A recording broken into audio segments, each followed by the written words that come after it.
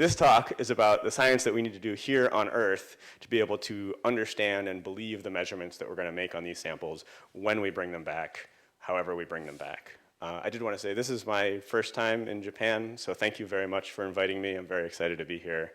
I am an astromaterials curator, and so actually what I'll do is, so this is kind of the stuff that I want to go through in this talk, and then on the right here for you guys is the Shavaya Falls sample, which is one of the most recently collected samples by the rover, and this is the one that a lot of scientists are excited about as having some potential of preserving biosignatures. And so the things that they're seeing in this sample, and I'm always really frustrated with this image because there's no scale bar on it, but there's an olivine grain up here. I think this is about 1 millimeter in diameter, and it's entrained in this sort of gypsum vein, and then there's this sedimentary structure in between these gypsum veins, and you can see there's kind of this reddish area and these whitish areas with these kind of black rings around them that people more creative than me are calling leopard spots. And this is evidence of iron redox transformation, right? So you've got iron oxidized out here in the reddish areas and completely reduced in the whitish areas, and then you've got some iron, some partially reduced iron and some iron phosphate minerals precipitating in these rings. And if we see these patterns on Earth, these are often produced by microbiological activity, but it doesn't mean that's the only way to produce those patterns. There are abiotic ways to make rocks look like exactly like this. So this hints at the potential for biology, but with the instruments that we have on the rover and the instruments that we have on Mars, we can't say for sure whether it is or not. But people are excited about bringing this type of rock back. And I will point out, Mary's shaking her head at me, I will point out where we found this rock in Jezero Crater, at the edge of Jezero Crater, was not where we expected to find the rocks with the best biological preservation signals. And so that sort of highlights the importance of having these rovers that can move around and can look and not just scoop up the rock that's closest to the lander. So there is a lot of power in the samples that were collected here. But what I want to talk about is sort of our objectives for bringing these samples back. Why are we doing this? What are we doing in the curation office at NASA where I work to get ready for this? How are we working with our existing sample collections to monitor those labs, understand the microbiology of a clean room where we're going to be storing these samples? What have we learned from recent sample return missions? I'll talk a little bit about OSIRIS-REx and Hayabusa 2. And then what do we know that we need to do to get ready to do even better with these Mars sample returns? And that's where I'm looking to this group here for help. Okay, so these are the stated science objectives for Mars sample return. You know, we want to bring the samples back. We want to be able to learn about the geology of Mars. We want to be able to prepare to send people to Mars. We want to understand planetary processes. The big thing that I've highlighted here that is very different from previous sample return missions is we think these samples have astrobiologic potential. We want to look for signs of extinct life in these samples. We don't think there's anything alive in them today, but we want to see if there's any biosignatures that have been preserved in those rocks. And so in order to be able to do that, our receiving facilities, our curation facilities have to work a little differently than they work today. So I work in the Astromaterials Acquisition and Curation Office at the NASA Johnson Space Center. And so this is the group of scientists that is responsible for taking care of all of the rocks from outer space that NASA has collected. And we also exchange samples with other agencies and other institutions. So we have some Ryugu samples from JAXA. We have some Luna samples from some of the Soviet missions. And scientists have been at this since the Apollo missions. So we have all of these different samples that you can see here. Is this a laser pointer? Oh, it is. Look at that. Okay. So we have lunar samples, we have meteorite samples, we have micrometeorites and what we call cosmic dust. We have space-exposed hardware that has been impacted by micrometeorites. We have solar wind samples, we have comet samples, we have some asteroid samples from the Hayabusa 2 and Hayabusa missions. We have the OSIRIS-REx samples, and then we're getting ready actively for Artemis samples. Mars samples, you know, a little bit later in the future. This is something people have been working on since the 60s. And then, you know, maybe out towards the end of my career, we'll be preparing to send things out to collect samples from Enceladus or Europa or Ceres, I hope. How many people know that you can request samples from these collections from NASA? Okay, so a fair number of hands. Anyone in this room can request samples from NASA. You don't have to be a US citizen. You just have to be a scientist with a good science question. You can write a letter and we will allocate these samples out to you. So that's just something good to be aware of. Also, we are currently without a meteorite curator. So if you're really interested in meteorites, I believe there is a job posting that's going to be going live like today to hire someone to help us curate the meteorite samples. All right, so for our historical collections, inorganic particles and kind of unwanted oxidation of the samples were the primary contamination concerns. So we store all of these samples in clean rooms. Here's a big meteorite in a nitrogen-filled chamber in the meteorite lab. Here's an Apollo core sample. These are the comet samples from the Stardust mission. And then this is the lab where we keep the solar wind samples from the Genesis mission.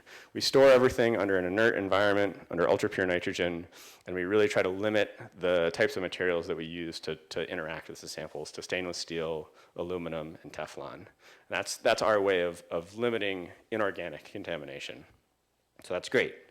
I marked up here the class of the different clean rooms that we store each of these samples in. I'll explain this more later, but the lower the number, the cleaner the room, the fewer particles there are in the air. The collections also have organic contamination requirements. Those have kind of evolved over history. So for Apollo 11, they thought the best they could do was less than 1 microgram of carbon per gram of sample returned.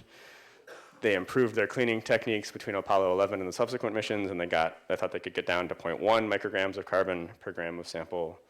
For OSIRIS-REx, we're doing approximately an order of magnitude better than that.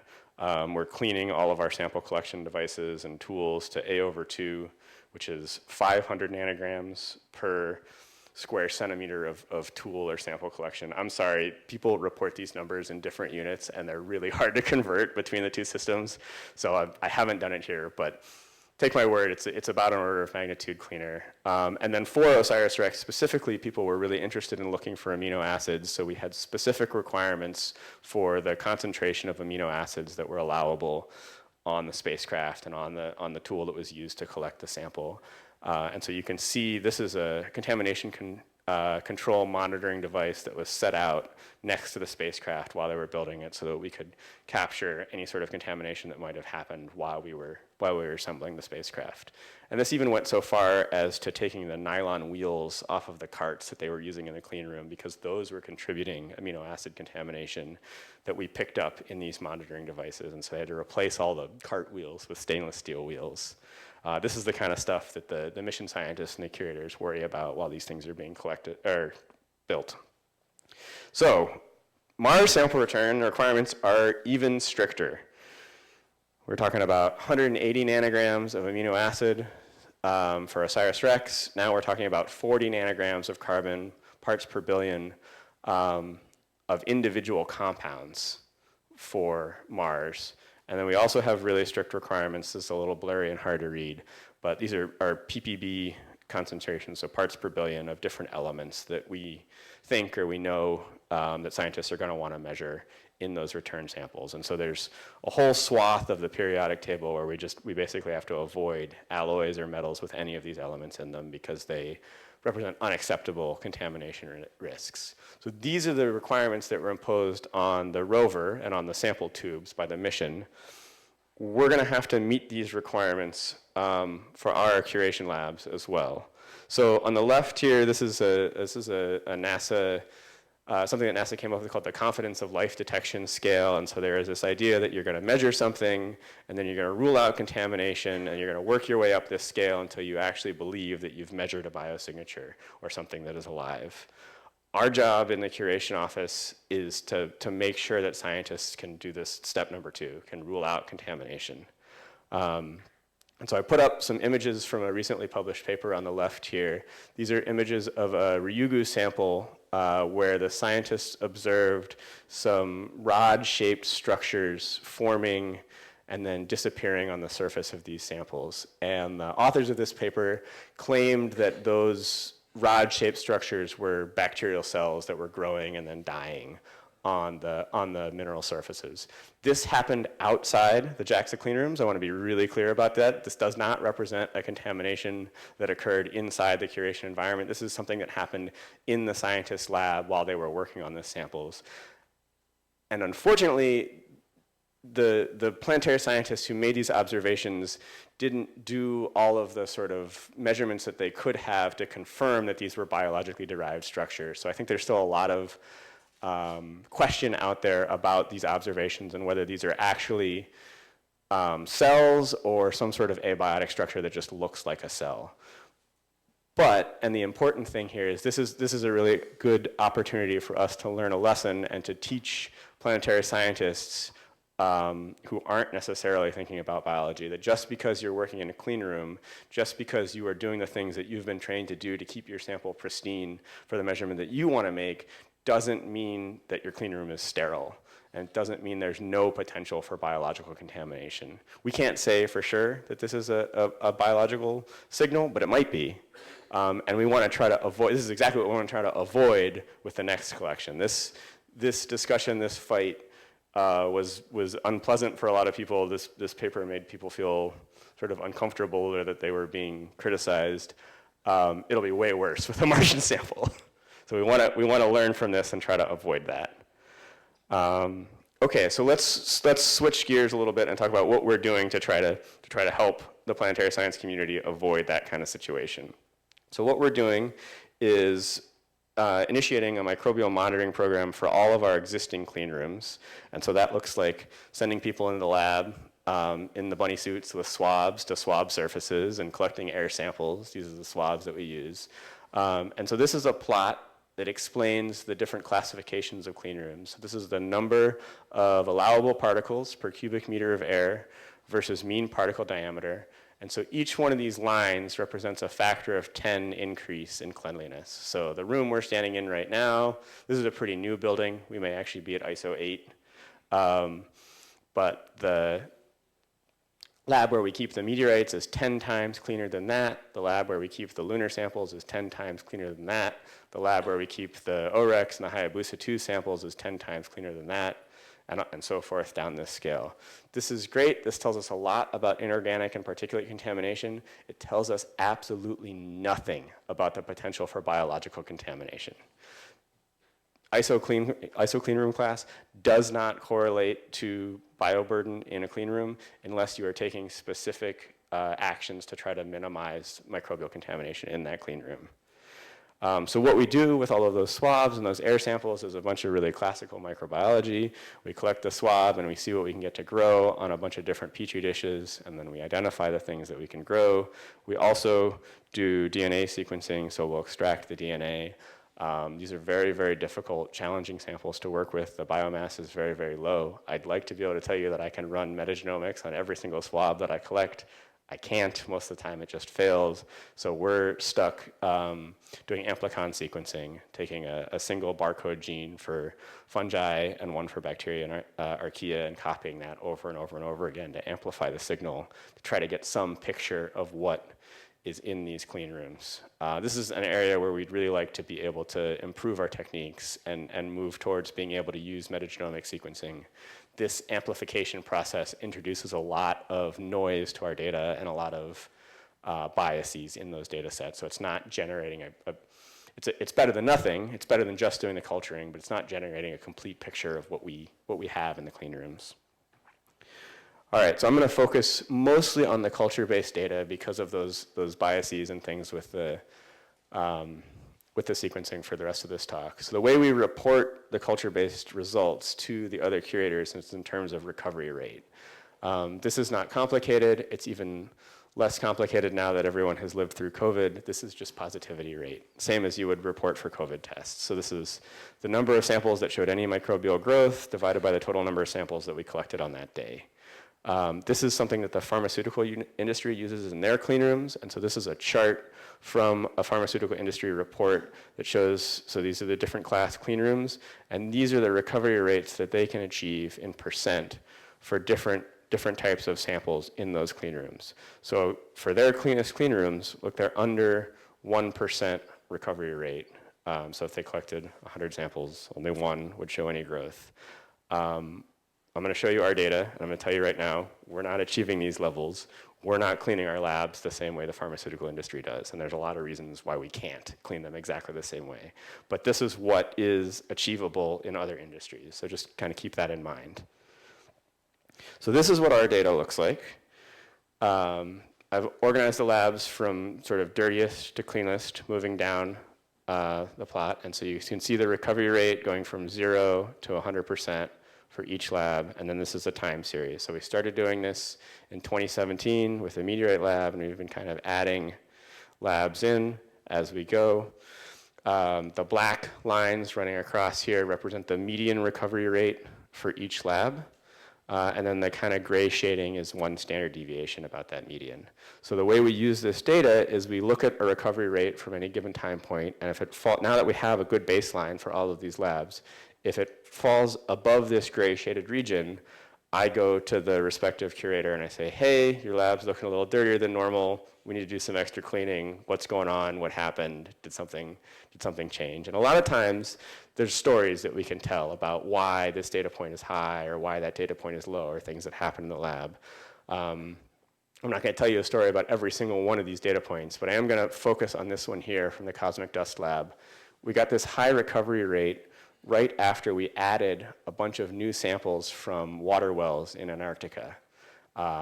We went in, we swabbed the labs, we collected our air samples, and all of a sudden we started finding a bunch of psychrophiles, a bunch of cold-tolerant bacteria in this clean room.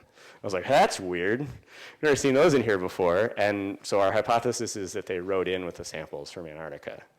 So this was kind of an interesting moment where we said, oh, and I kind of said, I wonder if this is going to happen when we bring the samples in from OSIRIS-REx too.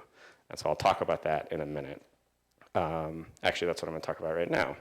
So we instituted some extra cleaning measures for OSIRIS-REx, specifically to try to minimize biological contamination, because we knew the OSIRIS-REx samples are going to have a lot of organic carbon in them, a lot of biologically available compounds. We want to try to do our best to make sure we aren't growing terrestrial bacteria on those samples.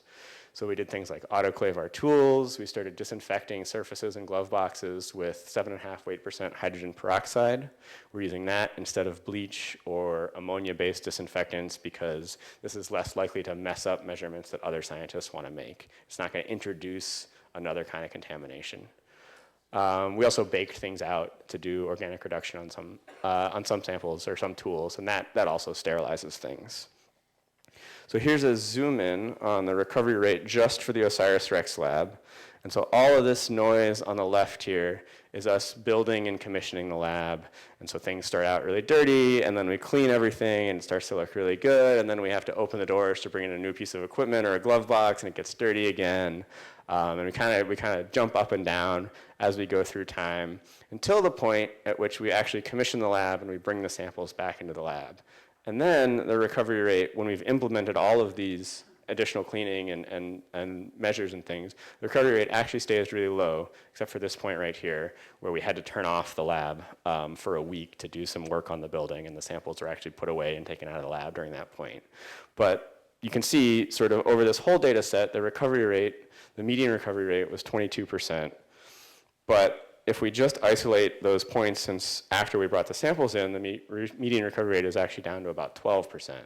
That still isn't comparable to what the pharmaceutical industry is achieving, but we're making good progress. We're instituting these extra measures. And again, this is a mission that didn't have planetary protection requirements. We had no requirement to keep these samples sterile. This is something that we're doing as kind of a R&D effort to help ourselves get ready for Mars sample return, and it looks like it's working. So that's really good. That's encouraging.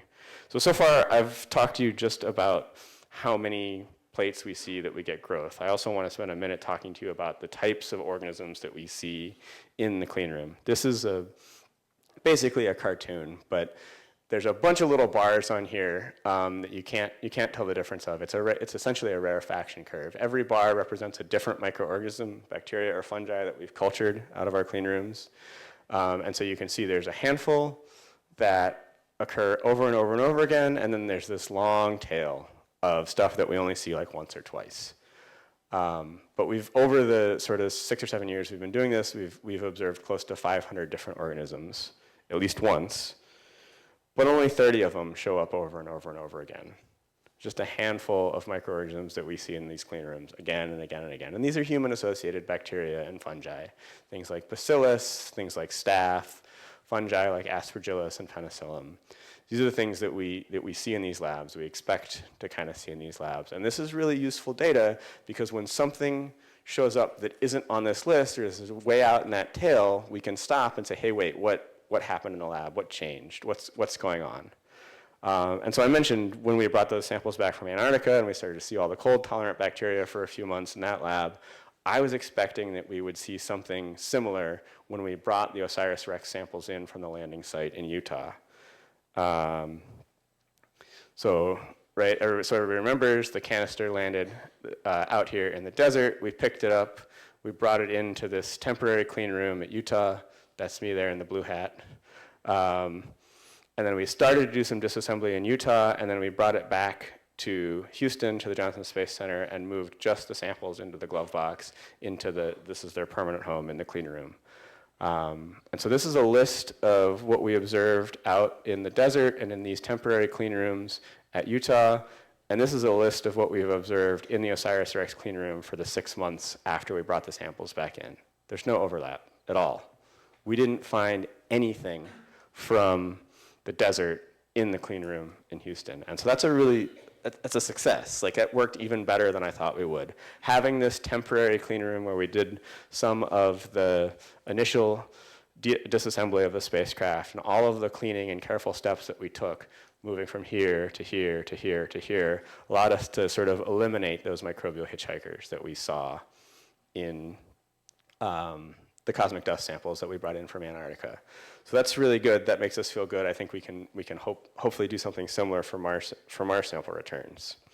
So that's sort of an idea of what we're learning by doing all of this monitoring, all of this data collection in our existing labs.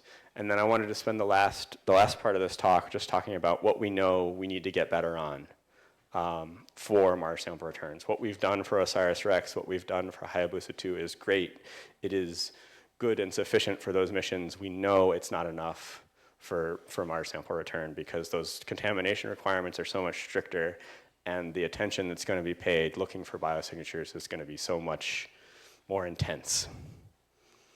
So we need a new, different type of glove box for Mars sample return. We have requirements not only to protect the samples from being contaminated by Earth, but also to protect us from the samples. And so all of our glove boxes that are filled with nitrogen that we work on the samples with currently are positive pressured, so they push all the contamination away from the samples. But if there were something dangerous in that sample, it would also push that right into the people working in the labs. So we have to build something that has a positive pressure interior to protect the samples, but sort of a negative pressure shell around that to protect us from potential pathogens. And so the idea that the University of Leicester has come up with, and ESA is funding this, is what's called a double-walled isolator. This is a prototype of that. And then down here you can kind of see a notional idea of how you would string 2, 3, 4, or 5 of those together to do the disassembly, to go from the spacecraft in the desert all the way to where we can open up one of these sample tubes and get cleaner and cleaner and cleaner with each one of these glove boxes. These are enormous, big pieces of equipment. There's a lot of work to be done to figure out how to use these effectively. This isn't just like using a glove box that we've used before and that some of you may be familiar with. We also need newer, better sterilization methods that minimize organic and inorganic contamination. So I talked a little bit about, the pharmaceutical labs can do this and they can get these really low recovery rates. They clean with bleach. Bleach is a problem because it leaves a bunch of chlorine around, and I know there are people in this room that want to measure chlorine isotopes and would be really mad at me if I just sprayed bleach all over your lab. They also clean with this class of compounds called quaternary ammonia compounds. Those have amino groups in them. That's their mode of action. Those represent a contamination concern for anybody that wants to look for amino acids or look for organics. We have to be able to find things that we can use to clean surfaces and clean hardware that won't cause problems for other people in the scientific community. So what we're pursuing right now is hydrogen peroxide because it breaks down to water and oxygen. And we're collaborating with folks who work in the high security biosafety labs, the BSL-4 labs. They're using these types of tools and equipments to decontaminate their labs. So you can fill large spaces, essentially fumigate spaces with hydrogen peroxide, and that seems to do a pretty good job of sterilizing things with minimal sort of amounts of corrosion or material incompatibility issues. But there's still a lot of work that we need to do with that. We also need better monitoring methods. We don't want to have to send, so I showed you that list of microbes that we find in the lab. It's all human-associated microbes. We'd love to not have to send a human in to swab a surface or to collect an air sample because that represents a contamination concern. We need ways to be able to robotically collect samples. We need ways to be able to monitoring samples. We need air monitoring that can do biological, that can detect the difference between a biological particle and an inorganic particle. And there's stuff available, coming available right now, again, for the pharmaceutical industry that we think looks promising. We also, we gotta get better with how we do our sequencing and how we quantify our DNA extraction. So we're looking at things like digital droplet PCR as a way to try to improve that and not just say, well, we know there's some DNA in this sample, but how can we actually quantify these very, very, very low amounts of DNA that we're collecting in these swabs and these air samples? So if this is stuff that is interesting to you, working with low biomass samples, monitoring techniques, please come talk to me afterwards. This is stuff that we really have to get better on. We also need a workflow and a testing method to assess the safety of these samples. NASA's plan at the moment is to try to bring these samples back and put them in a high containment environment, and then to try to test them and to make sure that they are safe to release to the broader scientific community, instead of inviting scientists into the high containment lab to work on those samples. The thought is, you have better instruments at your home lab. We want to be able to safely give you a piece of sample to work on in your lab. So there's this workflow that was published in 2021, 2022. It's called a sample safety assessment framework, and there's like 8 or 9 different steps, 20 different measurements that we think we want to make on these samples in sequence to try to prove that they are not a threat to the terrestrial biosphere. So if you're looking on this list of measurements over here and you're seeing your favorite sort of measurement technique or your favorite instrument that you have in your lab, again, I want to talk to you because we need to actually try this framework out with terrestrial analog samples and find out where it falls apart. And oh, we have this great idea that we're just going to use an X-ray computed tomography instrument to measure the inside of the sample and look at the sample before we open the tube, and we're going to know exactly where we want to subsample before we even open the tube. Is that true? Is that actually going to work? Or are we going to run into some difficulty because of something that we haven't considered yet? We desperately need to get started on this. So if this is something that you're interested in, please, again, come talk to me afterwards. We need to be able to take analog samples all the way through this workflow and prove that it works the way we think it will. So I'm going to wrap up there.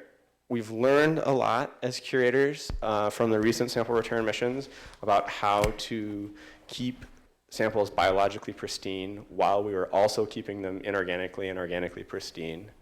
We're going to learn even more from the MMX mission. That's going to be a really great opportunity to sort of take the next step towards Mars sample return. But there's still a lot of work that we know that we need to do to be able to confidently assess the biosignatures, whether they're present or absent in the Mars sample returns samples. So this is a map, just to go back to talking about that, a sample that everybody was excited about earlier. This is a map of the landing site in Jezero Crater. So here's the kind of delta right here. Here's where we landed. This is where we found that sample with the leopard spots that everybody is really interested in. Way up here out of the delta. The prediction was, oh, the most biologically interesting samples will be down here in the toe slopes of the delta. And the one that everybody's excited about is from way up here.